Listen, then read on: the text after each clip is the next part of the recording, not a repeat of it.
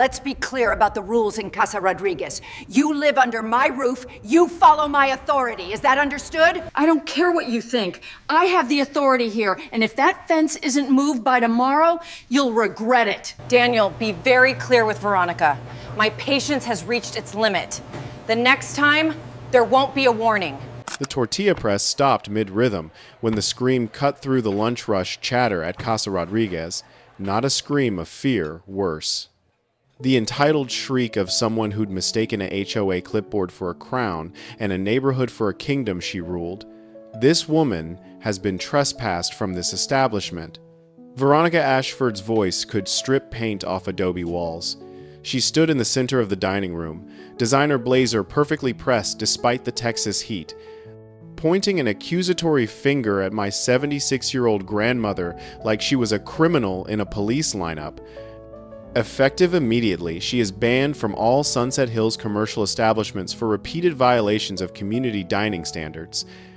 My abuela, Carmen Rodriguez, matriarch of our family, survivor of immigration, builder of dreams, looked up from her plate of chile rellenos with confusion clouding her warm brown eyes. The fork trembled in her arthritis-gnarled hands. Around her, families froze mid-bite. Children stared. The mariachi music from our speakers seemed to mock the moment with its cheerful irrelevance. Señora Abuela said softly in her accented English, "I don't understand." "You understand perfectly," Veronica snapped, her clipboard wielded like a weapon. Section 47B of the Sunset Hills Community Standards explicitly prohibits elderly residents from monopolizing dining spaces during peak hours. "You've been here for..." She checked her notes with theatrical disgust. 97 minutes. The recommended dining window is 45 minutes maximum. I stood frozen behind the host stand, my hands gripping the reservation book so tightly my knuckles went white. This was my restaurant, my family's restaurant. Built by my parents 32 years ago when this part of Austin was nothing but scrubland and dreams. And this woman, this self-appointed neighborhood dictator, was humiliating my grandmother in front of a dining room full of customers. That's when something inside me snapped. Not loudly, not dramatically, just the quiet breaking of a man who'd spent months watching someone torture his family with bureaucratic cruelty and had finally reached the moment where silence became complicity. "Veronica," I said, my voice cutting through the dining room with the kind of calm that comes right before a storm. "You need to leave. Now." She turned, her face registering surprise that quickly curdled into contempt. "Daniel Rodriguez. Of course you'd defend her. Nepotism is exactly the kind of, 'get out of my restaurant.'" The words landed like stones in still water. Ripples of shocked silence spread through the room. Veronica's perfectly made-up face flushed red. "You can't speak to me that way. I'm the president of the Sunset Hills HOA, and according to our community charter, according to Texas law," I interrupted, walking slowly toward her with my phone already out. "I have the right to refuse service to anyone who harasses my customers. And you, Veronica, have been harassing my grandmother for 3 months. 3 months earlier, it had started innocuously enough, a complaint to our manager about an elderly woman taking up a 4-top table during lunch rush. When she learned Carmen Rodriguez was family, my father's mother, the woman who'd taught him every recipe we served, Veronica had made it her personal mission to document what she called the Rodriguez Restaurant Abuse of Community Dining Protocol. I'd seen her obsessive notes, photographed them when she'd left her precious clipboard unattended one afternoon. Subject arrived 11:47 a.m. Ordered only soup and coffee, $8.50 total. Remained until 1. 23 p.m., 96-minute occupancy violation. Subject engaged server in 7-minute conversation in Spanish. Potential language discrimination against English-speaking diners. Subject's presence attracts other elderly residents, creating inefficient table turnover and reducing revenue potential for community tax base. My personal favorite, subject tested temperature of tortillas with fingers before consuming potential health code violation. Recommend immediate investigation. At first, I'd tried to handle it diplomatically. I'd explained to Veronica that Abuela came for lunch 3 times a week, always ordered something, never complained, and was beloved by our staff, that she was family, that this was as much her home as it was our business. Veronica's response had been to escalate. She'd filed formal complaints with the City of Austin Health Department, all dismissed. She demanded the HOA board investigate our discriminatory seating practices. She'd even staged a community concern meeting where she'd presented a PowerPoint titled Commercial Entities and the Erosion of Neighborhood Dining Efficiency Standards. Now, standing in my dining room with her clipboard and her contempt, Veronica was making her biggest mistake yet. "You're making a scene," she hissed, aware that every customer was watching. "This reflects very poorly on your establishment's commitment to community partnership." "What reflects poorly," I said quietly, "is a grown woman bullying a 76-year-old grandmother for the crime of eating lunch slowly." That's when my sister Maya burst through the kitchen doors, still wearing her chef's whites, face flushed from the heat of the line. She'd heard everything through the pass. "Daniel," Maya said, her voice dangerously calm in that way that meant someone was about to get destroyed. "Did this woman just try to ban Abuela from our restaurant?" "She did," I confirmed. Maya pulled out her phone without another word. "Perfect, I'm calling our attorney." "And, Mom?" In that order. The color drained from Veronica's face. "That's completely unnecessary." "Oh, it's necessary," Maya said, already dialing. "You've been stalking our grandmother for 3 months. You've filed false health complaints. You've interfered with our business operations. And now you've publicly humiliated an elderly woman in front of dozens of witnesses." Around us, customers started pulling out their phones too, recording. One woman I recognized, Sarah Chen, a regular who worked in tech, was already typing furiously, probably live tweeting the entire confrontation. Veronica realized she was cornered. Her eyes darted around the room, searching for support, finding only hostile stares and recording devices. "The HOA board will hear about this," she said, trying to regain authority. "Your family doesn't get to operate above community standards just because you've been here for years." "The charter is clear." "The charter," I interrupted, "has zero authority over private businesses. You know this. Your own board has told you this. But you've decided that your made-up rules matter more than basic human decency." Maya's voice cut through. "Attorney says to preserve all evidence and not engage further. Mom's on her way, and she's bringing the documentation." By documentation, she meant the massive folder we'd been building for months, every complaint Veronica had filed, every time she'd confronted Abuela, every obsessive note she'd made about dining times and food temperatures and the excessive Spanish language usage, creating an unwelcoming environment for English-speaking patrons. Veronica's hands tightened on her clipboard. "This is discrimination. I'm a paying customer. You can't refuse to serve me based on your pattern of harassment?" I finished.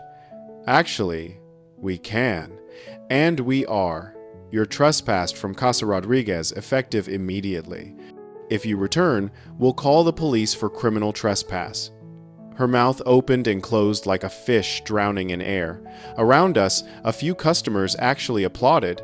Someone called out, "Good riddance!" Veronica's face contorted with rage and humiliation. "You'll regret this," she spat. "The HOA board will side with me. The community will side with me. You're destroying your own business by protecting my grandmother?" I asked. "Yeah, I'm real worried about that backlash." She turned on her designer heels and stormed out. The clipboard clutched to her chest like armor that had already failed. The door slammed behind her with a satisfying crash that made the decorative chili peppers rattle. For a moment, the restaurant was silent.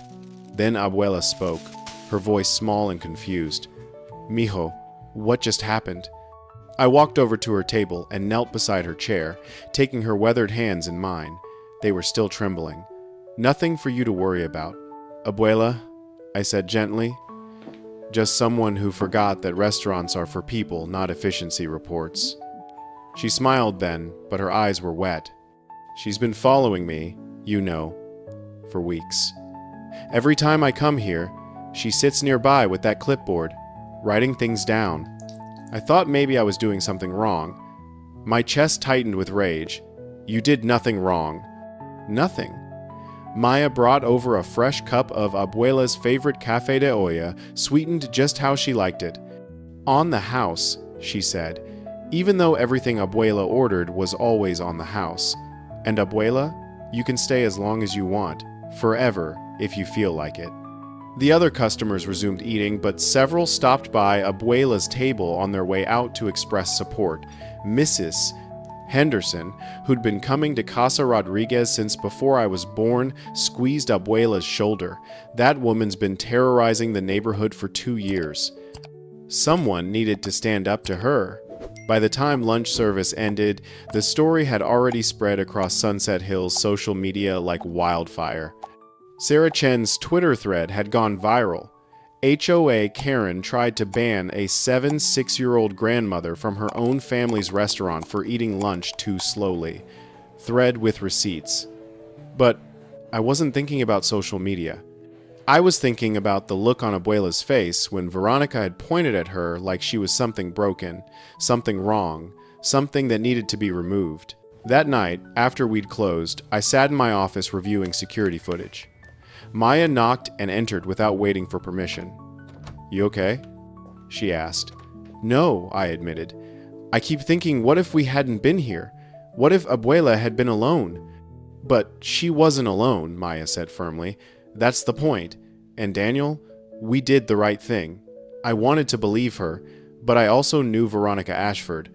She didn't lose gracefully. She'd be planning her counterattack right now, probably with that clipboard, drafting her revenge in bullet points and community charter violations. I was right to worry. The lawsuit arrived 4 days later. Not against Veronica, against us. Civil rights violation, age discrimination, and creating a hostile business environment. Our attorney Diego Fuentes read from the complaint, his voice tight with controlled fury. She's suing Casa Rodriguez for $1.5 million and demanding a court order forcing you to implement age-neutral dining time restrictions for all patrons, regardless of familial affiliation. I sat in his downtown Austin office, Maya beside me, both of us too stunned to process the words for a long moment. Through the window, I could see the Capitol building gleaming in the afternoon sun.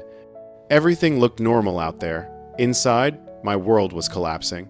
She's suing us. I finally managed. For discrimination, after she tried to ban our grandmother from our own restaurant for eating lunch. Slapsuit, Diego explained, setting the complaint down with a gesture that looked almost gentle, like he was handling something diseased. Strategic lawsuit against public participation. The goal isn't to win, it's to bankrupt you into submission. Make fighting back hurt so much that you apologize, settle, and let her back in the restaurant. Maya's hands were shaking. I watched her grip the armrest of her chair to steady them the same way Abuela's hands had trembled when Veronica pointed at her like she was garbage that needed removing. Can she actually win this? Maya asked, voice small. Diego hesitated just long enough to make my chest tighten. In court? No, her case is nonsense, but she can make it hurt. Discovery, depositions, motions, court appearances. We're looking at 12 to 18 months of litigation. Legal fees will run $75,000 to $100,000 even when we win. The number hit like a fist to the gut. Casa Rodriguez was successful. We'd built something real over 3 decades, but we weren't swimming in cash. We employed 32 people. Our margins were decent, but not extravagant. We'd recently taken out a $200,000 loan to renovate the kitchen, bringing us up to health department standards for the next 20 years. A 6-figure legal bill would devastate us, potentially end us, which is exactly what Veronica was counting on. There's more, Diego continued, pulling out more documents. She's filed formal complaints with the Texas Restaurant Association, the Austin Chamber of Commerce, and the Better Business Bureau, all claiming you run a discriminatory establishment that prioritizes family members over paying customers. That's insane, Maya said. Half our regulars have been coming for 20 years. Everyone knows Abuela. They love her. Doesn't matter legally, Diego replied. Veronica's betting that the threat of prolonged, expensive litigation will make you cave. She'll be expecting you to issue a public apology, pay her legal fees, probably around $30,000, and sign an agreement allowing her back in the restaurant with no consequences. Never, I said immediately. Diego looked at me carefully. Daniel, you need to understand what you're choosing. This will consume your life for the next year. Every dollar you make will go to legal fees. Every spare moment will be depositions and document review. Your business will suffer, it already is. Customers will avoid you just to stay out of the controversy. And there's always a risk, small but real, that you get an unsympathetic judge who buys her equal treatment argument. I looked at Maya. She was crying silently, tears running down her cheeks, but her jaw was set in that stubborn way that meant she'd already decided. We fight, she said. We fight. I agreed. But neither of us understood what we were agreeing to. Not really. Not until the nightmare actually began. The next morning, Veronica held a press conference on the sidewalk directly outside Casa Rodriguez. Not on our property, she was too smart for that, but close enough that our logo was visible in every shot. We watched it on Maya's phone from inside the restaurant, standing behind the closed blinds like criminals hiding from the law. Casa Rodriguez claims to be a community-focused, family-friendly establishment. Veronica told the gathered reporters, her voice pitched perfectly between hurt and determined. But the reality is far different.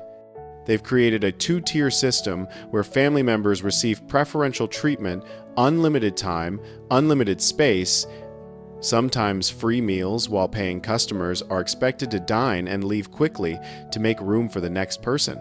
She held up a printed photo, one I recognized from our Instagram feed. Abuela at her booth, smiling, with a nearly empty plate in front of her and an elderly couple behind her waiting for a table. This was taken during Sunday lunch rush, Veronica continued. Peak business hours.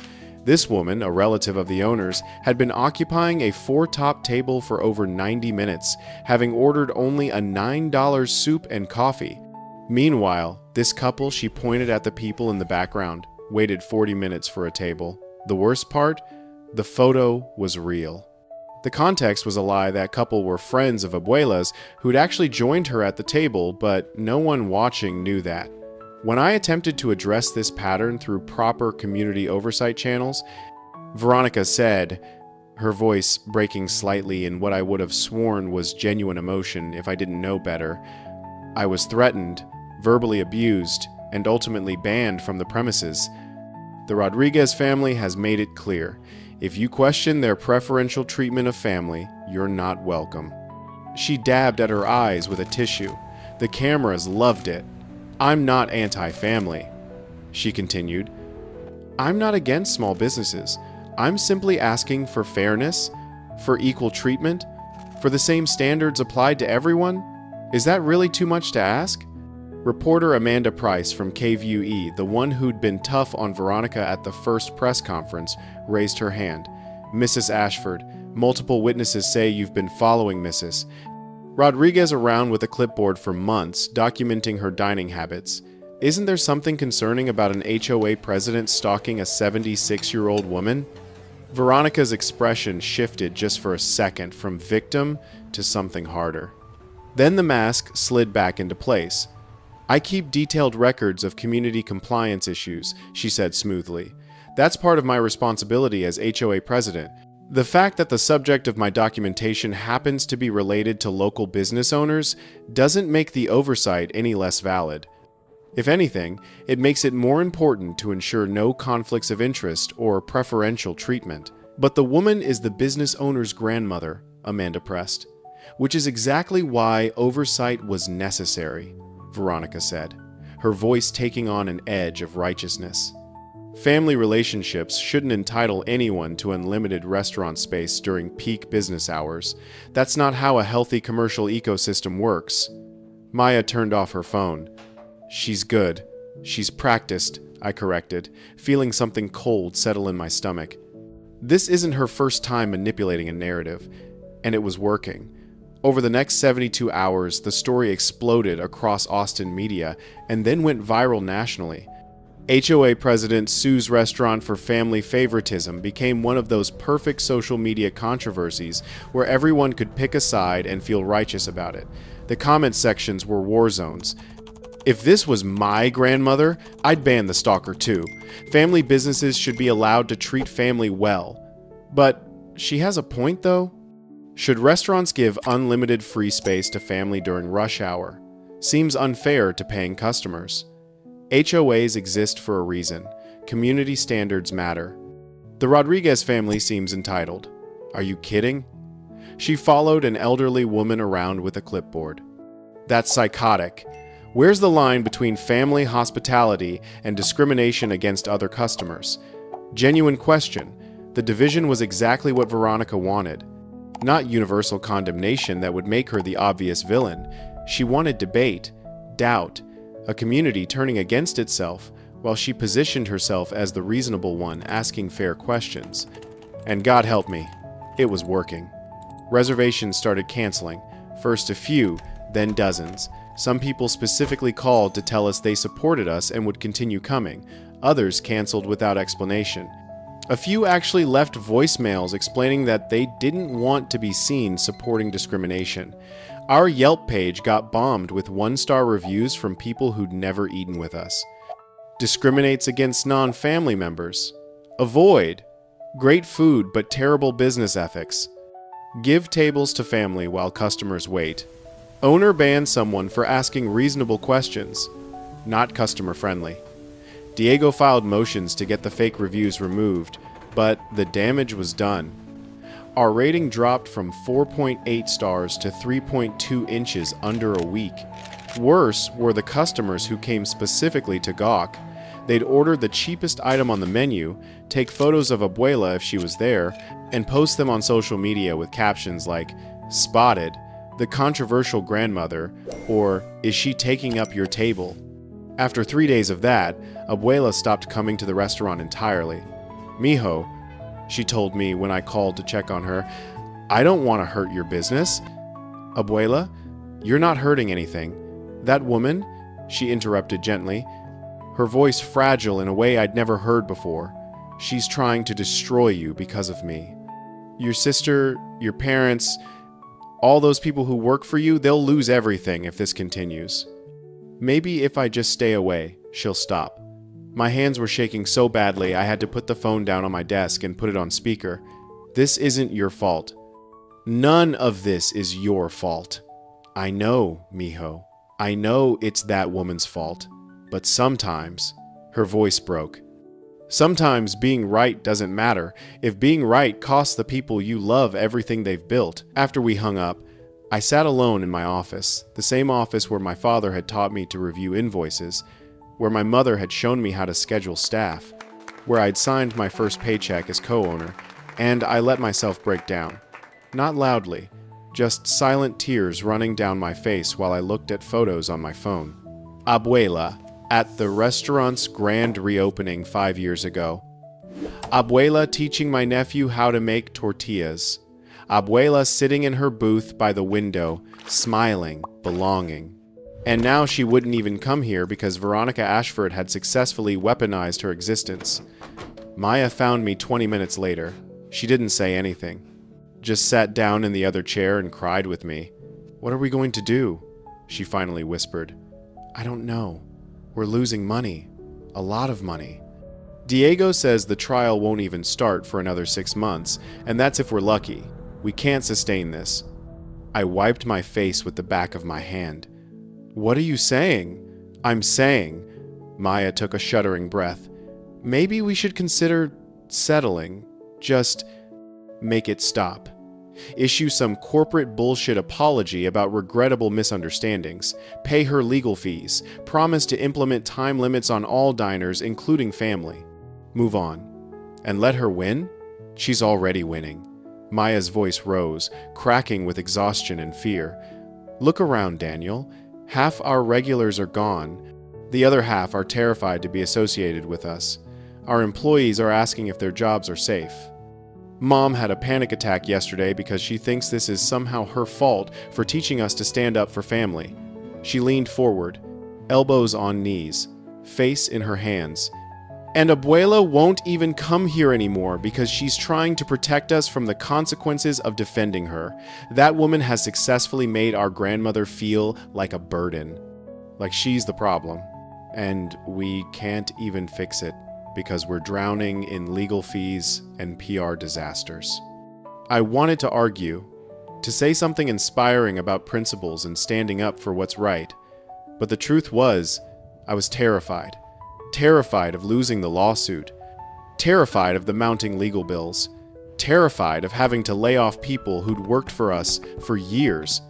Terrified of what this was doing to my family, to Abuela, to my parents, to Maya, who was supposed to be my partner in this, but was instead my partner in catastrophe. We have until Friday to respond to her settlement offer, I said finally, voice hollow. 72 hours. Let me think about it. Okay, Maya whispered. But Daniel? I'm not sure how much more of this I can take. That night, I couldn't sleep. I lay in my apartment staring at the ceiling, doing mental math that got worse every time I ran the numbers. Legal fees, $80,000 minimum, possibly $120,000. Lost revenue from canceled reservations, roughly $15,000 per week, compounding. Reputation damage, impossible to quantify but potentially business-ending. Emotional toll. Watching my grandmother stop living her life because a woman with a clipboard had decided she didn't belong. At 3 a.m., I opened my laptop and pulled up Veronica's settlement offer. Diego had sent it over with a note. This is extortion, but technically legal extortion. The terms were exactly what he'd predicted. 1. Public apology from Casa Rodriguez acknowledging misunderstandings and regrettable confrontation. 2. Payment of Veronica's legal fees $32,500. 3. Implementation of fair dining protocols, including 60-minute maximum table occupancy during peak hours for all diners. 4. Veronica allowed to return to restaurant with no restrictions. 5. Non-disparagement clause preventing the Rodriguez family from discussing the lawsuit publicly. I read it 3 times, feeling sicker each time. If we accepted, Veronica would have successfully bullied us into submission, stolen $32,500 from our family, and forced us to create rules that would humiliate every customer, including Abuela, if she ever came back with arbitrary time limits. If we refused, we'd face a year of litigation that might bankrupt us, destroy our reputation, and end with the same result anyway if we lost. My cursor hovered over the reply button. 1 email. 1 sentence. We accept your terms. That's all it would take to make it stop. I thought about what Abuela had told me weeks ago. The people who have everything to lose and fight anyway, those are the ones who change things. But she'd also said, sometimes being right doesn't matter if being right costs the people you love everything. So, which was it? When does standing on principle become selfish? When does fighting back become just another form of cruelty, not against the person attacking you, but against everyone caught in the crossfire? My phone buzzed. Text from an unknown number. Mr. Rodriguez, this is Melissa Ashford, Veronica's daughter. We've never met, but I need to talk to you. It's urgent. Can we meet tomorrow? Please. I stared at the message for a full minute. Veronica's daughter? Was this a trap? Some new legal maneuver? But something in the phrasing, the please, the urgent, felt genuine. I texted back, coffee, 10 a.m., Mozart's on Lake Austin. I'll be wearing a blue shirt. Her response came immediately. Thank you. I'll be there. And Mr. Rodriguez? I'm so sorry for what my mother has done. I fell asleep with my laptop still open to the settlement offer, cursor blinking in the reply field, waiting for a decision I still didn't know how to make. The next morning, I sat at Mozart's outdoor patio watching kayakers glide across Lady Bird Lake, trying to remember when Austin had felt like home instead of a battlefield. Melissa Ashford arrived exactly on time. Early 40s, dressed professionally but not ostentatiously, carrying a leather bag that looked worn from actual use rather than designer display. Her face had the same bone structure as Veronica's, but softer, marked by something that looked like exhaustion and shame. Mr. Rodriguez, she said, extending her hand. Thank you for meeting me. I know you have no reason to trust anyone with my last name. Call me Daniel, I said, shaking her hand. And I'm here mostly out of curiosity. Your mother is currently trying to bankrupt my family. Why would her daughter want to help me? Melissa set down her bag and pulled out a tablet. Because I've been watching her destroy lives for 2 years, and I finally reached the point where staying silent makes me complicit. She opened a file folder and turned the tablet to face me. Financial records, HOA meeting minutes, email chains, bank statements. My mother, Melissa said quietly, has been embezzling money from the Sunset Hills HOA for 18 months. Vendor kickbacks, fake invoices for work that was never done. Shell companies registered to her maiden name that she uses to funnel association funds into her personal accounts. I stared at the documents, my coffee forgotten. How much? Approximately $180,000. Possibly more, I'm still finding accounts. The number was staggering. Why are you telling me this? Because the harassment of your grandmother wasn't about dining efficiency or community standards, Melissa said, her voice tight with controlled emotion. It was about distraction. My mother needed visible enemies, loud, controversial enemies, to keep the HOA board focused on manufactured outrage instead of looking at the books. She scrolled through the emails, showing me the timeline.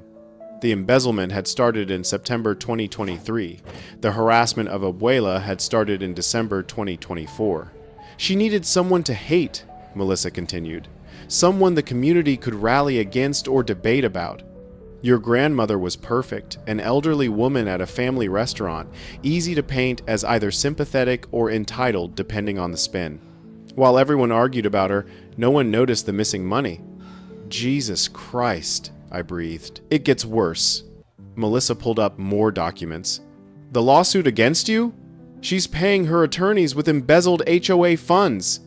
The settlement she's demanding, including the $32,500 legal fee reimbursement, that's not going to her lawyers. That's going directly into her pocket to cover the money she's already stolen. I sat back, feeling dizzy. You have proof of all this? 18 months of documented proof. Bank records, invoices, email chains where she discusses the schemes with contractors who were in on it. Everything. Why not go to the police yourself? Melissa's face crumpled. Because she's my mother. Because I kept telling myself, maybe there was an explanation. Maybe I was misunderstanding. Because I've spent 2 years being a coward who protected a thief because I didn't want to be the daughter who sent her own mother to prison.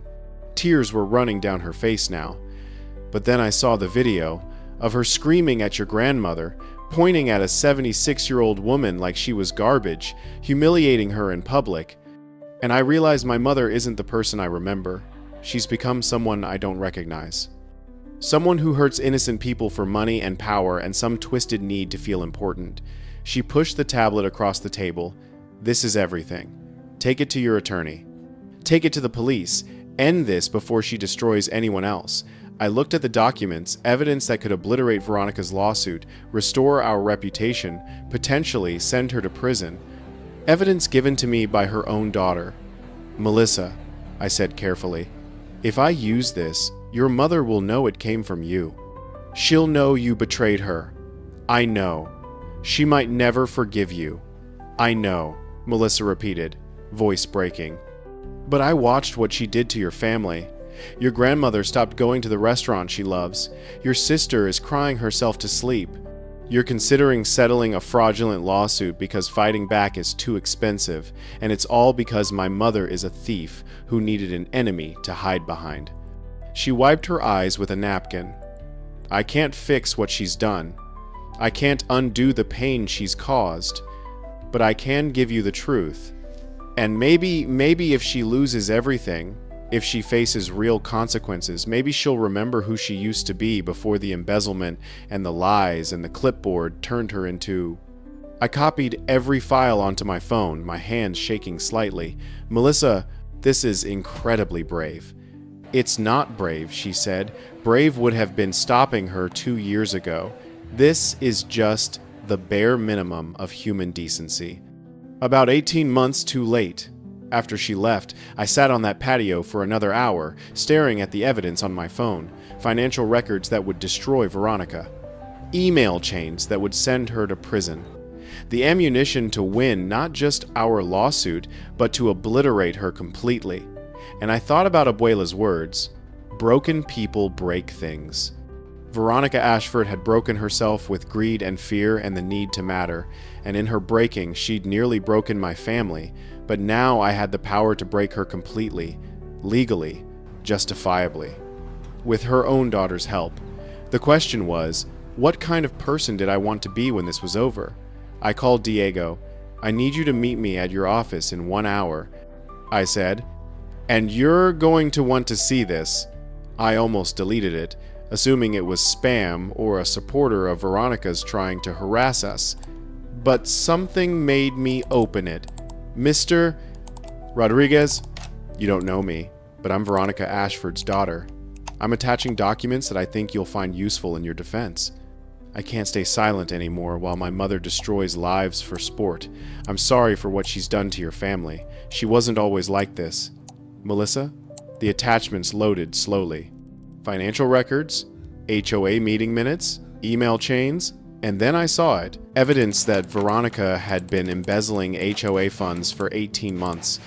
Vendor kickbacks, fake invoices, shell companies registered to her maiden name. The targeting of my grandmother hadn't been about dining efficiency or community standards.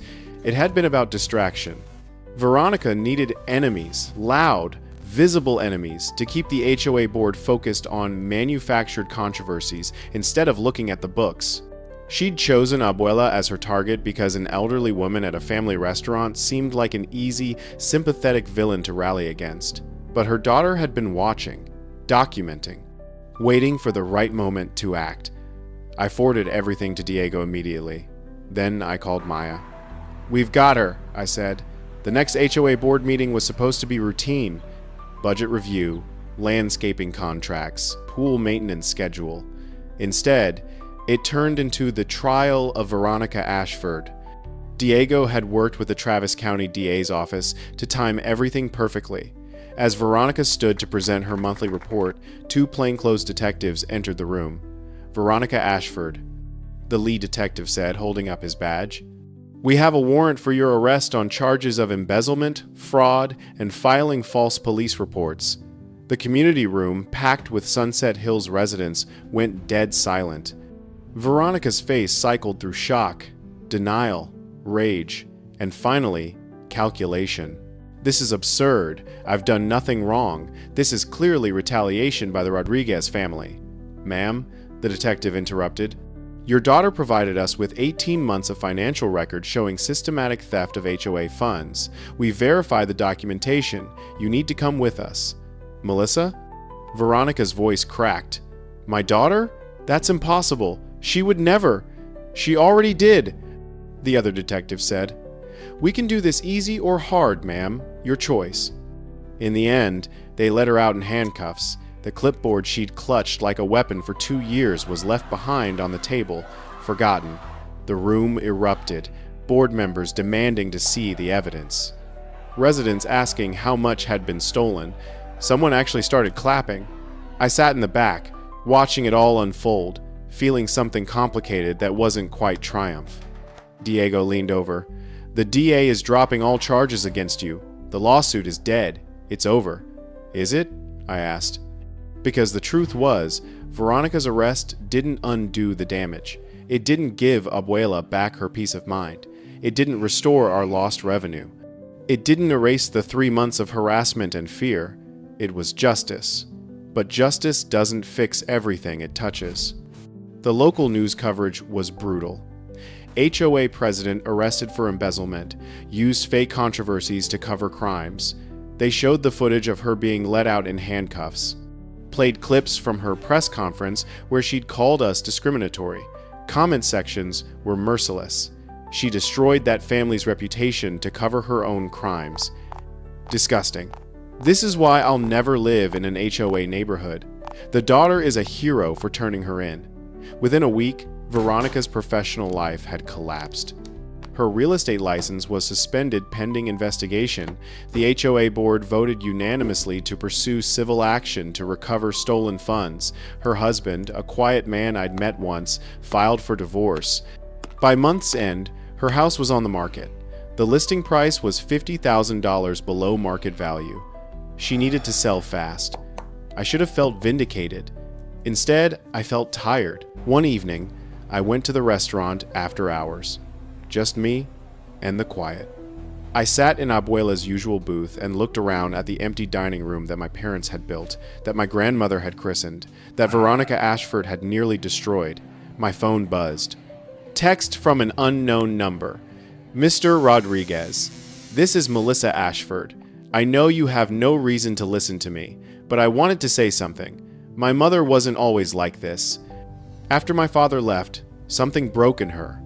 She needed control, needed enemies, needed to matter to someone, even if the only way she knew how was to make people afraid. That doesn't excuse what she did, but I thought you should know, she's not a monster.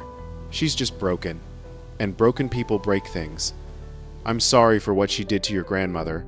Melissa, I read it 3 times. Then I thought about what Abuela had said. Some battles are worth the cost. We'd won the battle, but the cost had been enormous for everyone, including Veronica. The next morning, Abuela came back to the restaurant. She walked in, slowly, hesitantly, like she was testing whether the space still belonged to her. I met her at the door. "Welcome home, Abuela." She smiled, but her eyes were uncertain. "That woman, she's really gone?" "She's really gone." "And she won't come back?" "Never." Abuela nodded slowly. Then she walked to her usual booth, the one by the window where she could watch the street. Maya brought her café de olla without being asked. Our head server, Elena, squeezed her shoulder gently. And gradually, over the course of that lunch service, the restaurant began to feel right again. Customers stopped by the table to welcome her back. Mrs. Henderson brought flowers. The Chen family's kids drew her a picture. Even people who'd never met her came over to introduce themselves. They'd seen the news coverage, they said, and wanted to thank her for standing strong. I watched from the host stand, feeling the weight of the past months finally start to lift. But I also knew that Veronica Ashford would be in my thoughts for a long time.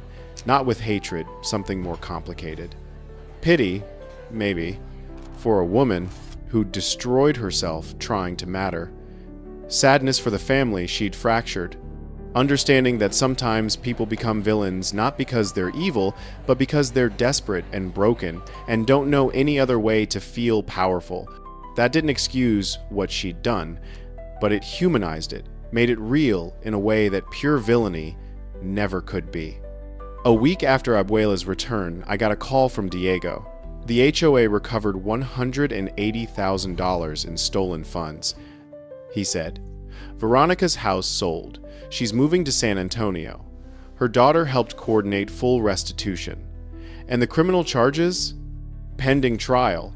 But between the evidence and her daughter's testimony, it's open and shut. She's looking at 2 to 5 years. 2 to 5 years? For a woman who'd wielded a clipboard like a scepter? Who'd believed that documenting other people's lives gave her own life meaning?" "Diego," I said, "do me a favor." "What?" "If they reach out about a plea deal, tell them we won't oppose it. We just want this over. You're being generous. I'm being tired." I corrected, and maybe a little bit human. The final chapter came months later at the closing for Veronica's house. The new owners, a young family with 2 kids, were excited about the neighborhood. I knew because they'd been coming to Casa Rodriguez for Sunday brunch. The closing attorney, another regular customer, called me that afternoon. "Thought you'd want to know," he said. "Veronica left something for you. She couldn't face delivering it herself, but she asked me to pass it along." "What is it?" "A letter." It arrived by courier the next morning. Plain white envelope, my name written in shaky handwriting. I almost threw it away, but curiosity won. "Mr. Rodriguez, I don't expect forgiveness. I don't even deserve the chance to apologize. But I need you to know that what I did was never about your grandmother. It was about me. about feeling powerless in my own life and needing someone, anyone, to control. I chose your family because you seemed strong enough to handle it. That was cruel. That was wrong. Your grandmother never deserved what I put her through. None of you did. I've lost everything, and I understand that's justice. But I still wanted you to know I saw the picture on the news of her sitting in your restaurant again, smiling. That made me happy. Not because I think it earns me anything, but because she deserves to be happy. She always did. I hope you and your family find peace. I don't expect you to wish the same for me. Veronica Ashford. I folded the letter carefully and put it in my desk drawer. Not to treasure, not to forgive, just to remember. That evening, the restaurant was packed. Abuela sat at her usual booth, staying for 2 full hours, talking to Elena about her grandchildren, testing the temperature of fresh tortillas with her fingers the way she always had, existing in the space her grandson had protected for her. Maya caught my eye from across the dining room and smiled. Our parents were there too, sitting at the bar, watching their mother be herself again. And I thought about what Abuela had told me all those months ago. The people who have everything to lose and fight anyway, those are the ones who change things. We hadn't just defeated Veronica Ashford. We'd proven that family restaurants could stand up to HOA tyrants, that elderly grandmothers had the right to eat lunch slowly. That community meant protecting each other, not controlling each other. It had cost us tens of thousands in legal fees. Lost revenue. Sleepless nights. The kind of stress that leaves scars even after the wounds heal. But looking at Abuela, laughing with Elena, safe in the restaurant her family built, I knew we'd made the right choice. Sometimes courage isn't about being fearless. It's about being terrified of what fighting back might cost, and doing it anyway. Sometimes the bravest thing you can do is refuse to let someone tell your grandmother she doesn't belong. And sometimes, the victory isn't in the villain's defeat. It's in the quiet moment when someone who was made to feel small realizes they're allowed to take up space again. The mariachi music played. Families ate. Laughter echoed off adobe walls. And in a booth by the window, a 76-year-old woman tested the temperature of tortillas with her fingers, taking exactly as long as she damn well pleased.